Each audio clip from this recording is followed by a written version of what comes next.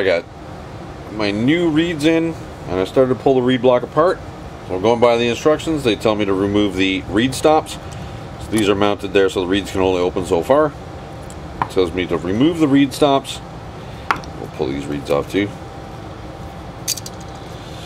And remove the old reeds. Like so. We're not going to need those anymore. The instructions say to use this plate, they call it a rev plate, instead of the stock reed stops. Yeah, so it says install new reeds using provided rev plate. If reeds do not lie flat, flip them over and check that the reeds are centered in the reed block. It says also note, if the rev plates are not provided, install the reeds using stock reed stop. Well, rev plates are provided, so we're going to try them out. These seem a lot more pliable than the stock ones. I'm sure the stock ones have hardened up over the years, so I'm going to grab some Loctite.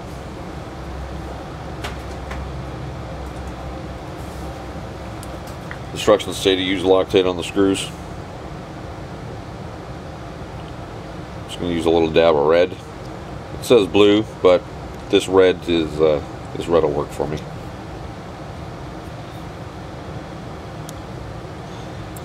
Let's get our rev plate. Well, hopefully they lie flat. I don't want to have to take them out again. Oh, come on. There we go. Just get her started.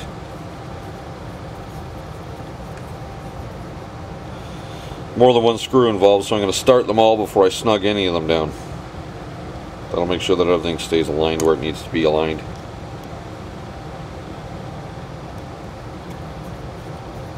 They do have microscopic lock washers on these things too.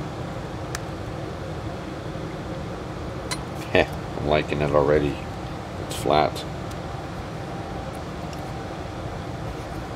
Whoa. Little red Loctite in there, because you do not want these screws to fall out.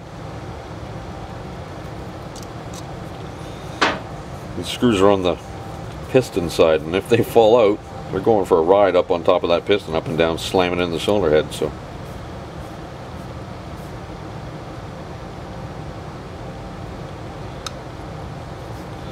I'm going to snug them down just until they take up the slack.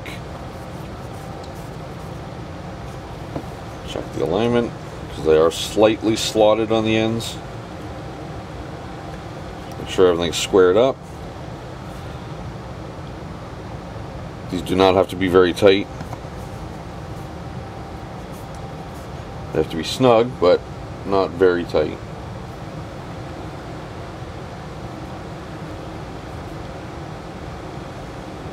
.7, less than 1 foot-pound, 0.7 foot-pounds.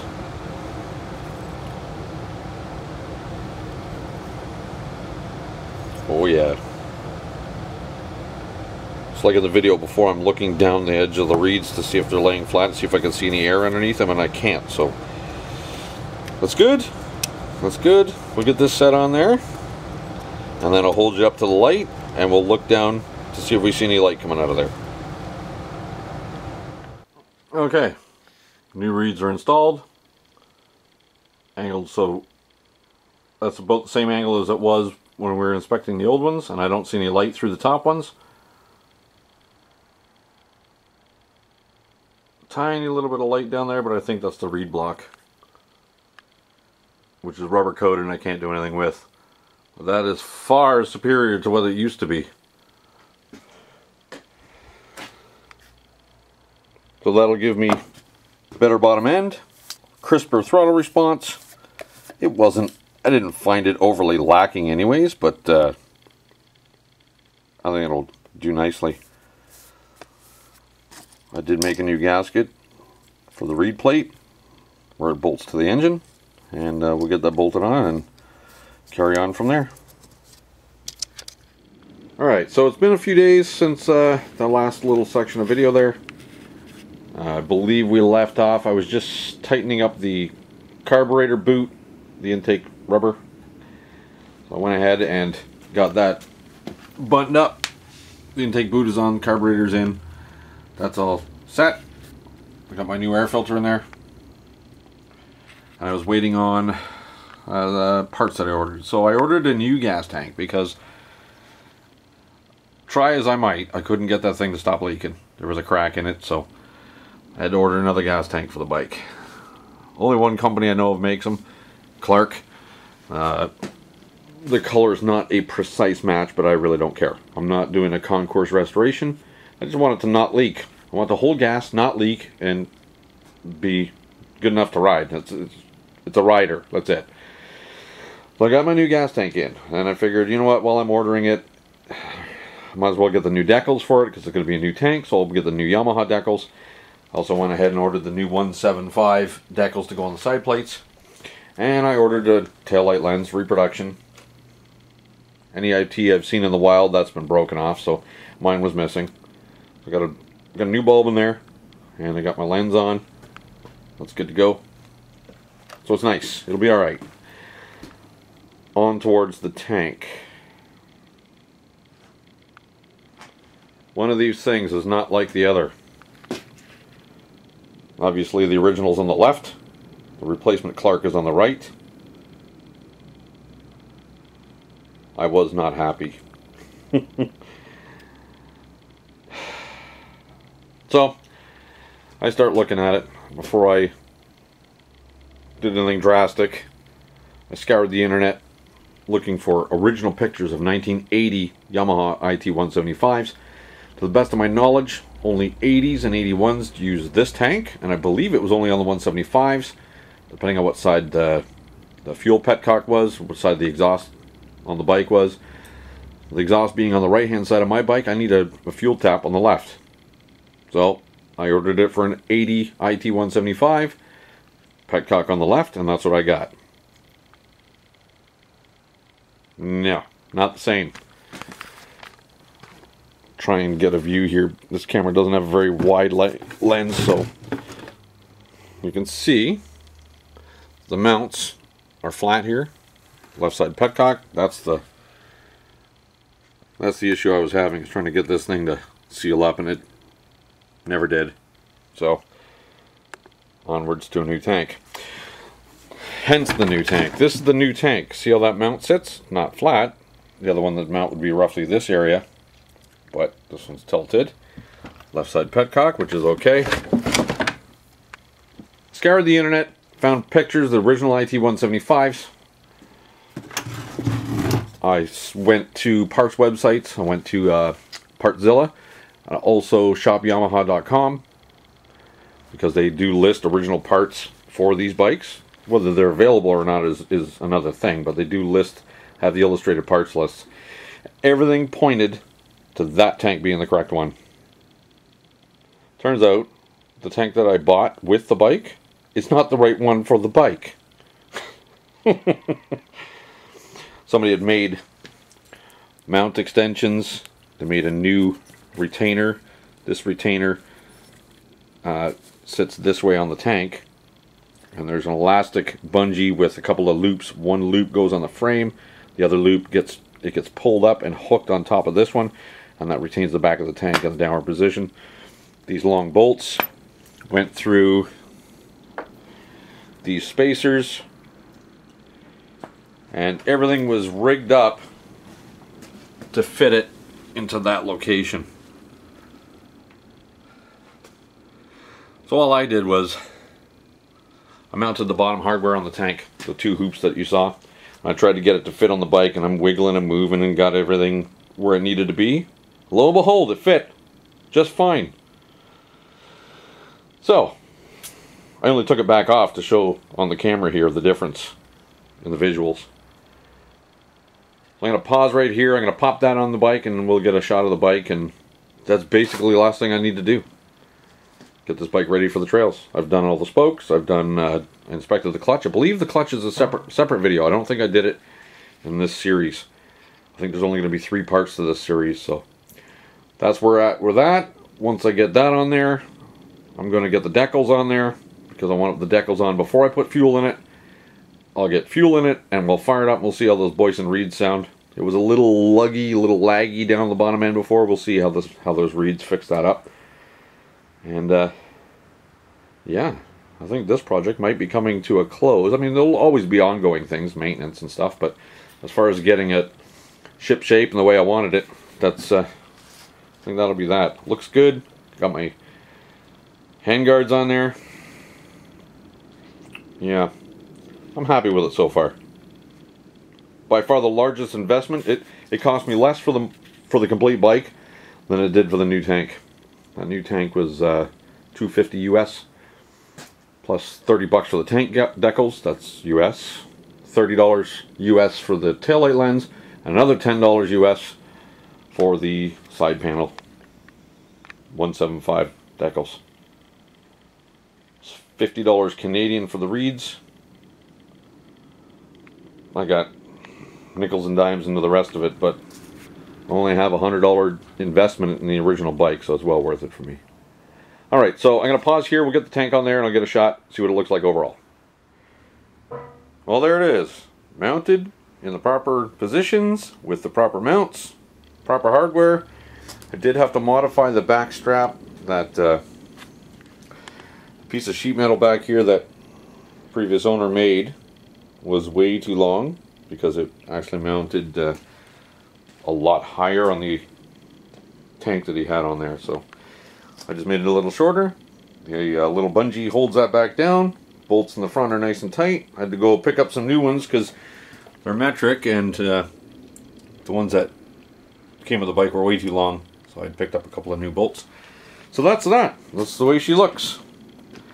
Must say that tank actually looks more modern than the other one. It's got the more of a rake down towards the seat. Fits beautifully. I'm gonna get that wiped down with some brake clean, and I'm gonna get the stickers on there.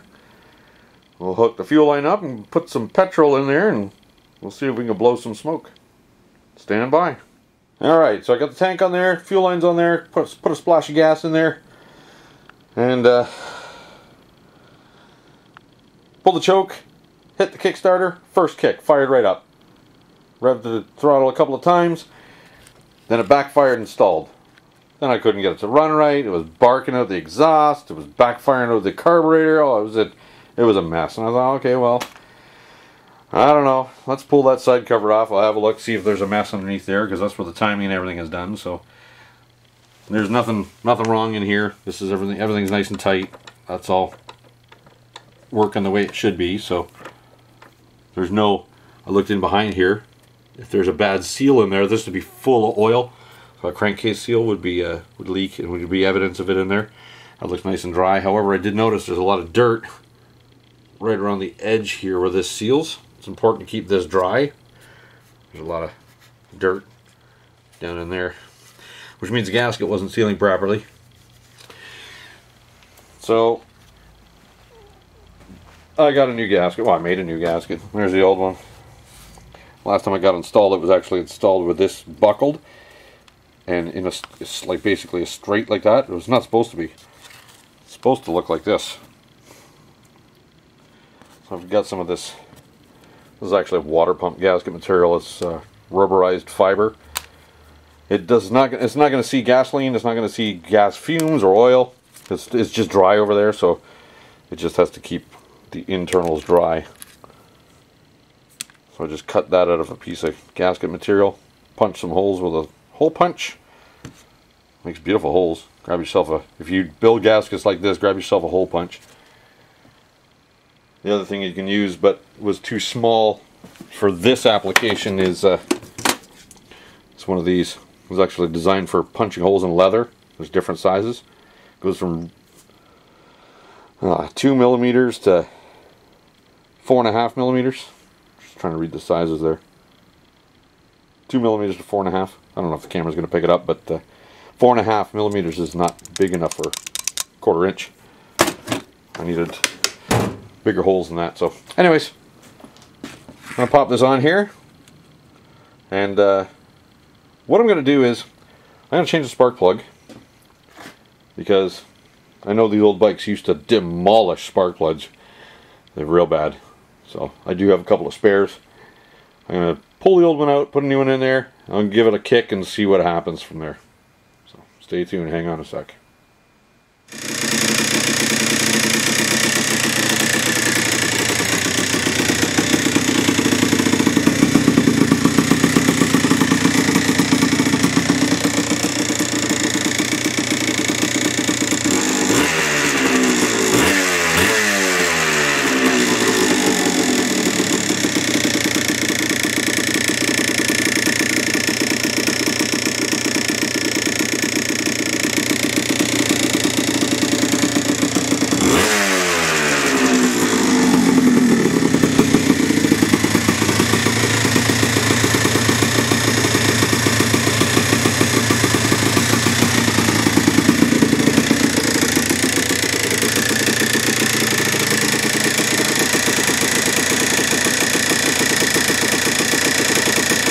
Okay, so that does it. It runs, it drives, the clutch doesn't bind up and get carried away when it's been sitting for a while, and then I go from neutral to first. It was the spark plug. Strange, but the other IT175 I had years ago, it just used to demolish plugs too. I used to have to carry a few with me and a wrench. But anyways, put a new spark plug in there. First kick, fired right up. Sat there and idled. The reeds make a big difference. It much more throttle response now, much better. I'm happy. So this will conclude part 3 of this series. General repairs, I think I covered under 3 videos, and I did a specific one on the clutch. I'm happy with the way the tank and the decals turned out. Looks pretty good. Throttle response is nice and crisp. Everything seems to be working the way it should be working. I think we're going to have fun on this thing this upcoming riding season. Thanks for joining me, guys. This has been a bit of an adventure on this one. Let me know in the comments if you like these longer 3-part, multi-part series video things. And if not, if you don't, I'll try and cut them down a little bit in time. But basically, it's the way I shoot these videos is just as if you were hanging out in the garage, drinking a coffee or a beer while I'm working on stuff, and it's just the way I'm doing it. It's not a how-to. It's not an instructional video. If you learn something along the way, that's a bonus. This whole channel is basically a watch me fix stuff and see if you're interested in the content. Thanks again, guys. Please don't forget to click the thumbs up button. Give me a like. Subscribe if you wish. If you do subscribe, don't forget to click the bell icon. It will notify you when I upload new videos. I'm excited for this, for the upcoming season. Till the next video, guys, take care. Thanks.